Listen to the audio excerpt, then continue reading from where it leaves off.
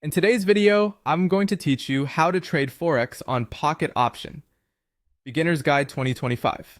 By the end, you'll know how to access the platform, place a Forex trade on MT5, and manage it confidently using either a real or demo account.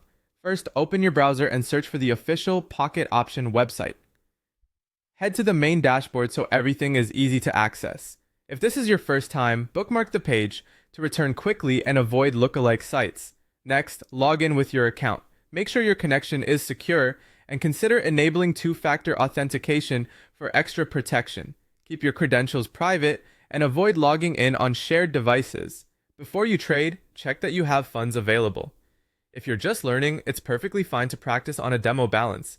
Demo trading mirrors real market conditions without risking real money, which makes it ideal for testing strategies and building confidence. From the dashboard, click on Trading. This takes you to the main interface where you'll see different products and platforms available. Choose Forex MT5 if you plan to trade live. Confirm you're on a real account.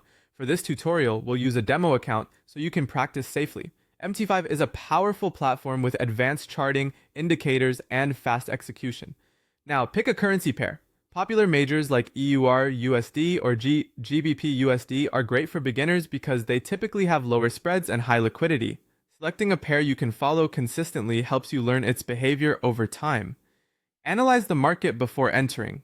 Start with the trend on a higher time frame, then zoom in to refine your entry.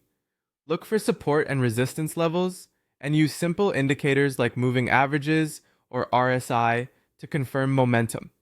If there's major economic news on the calendar, be aware of potential volatility. Remember, you're not predicting the future.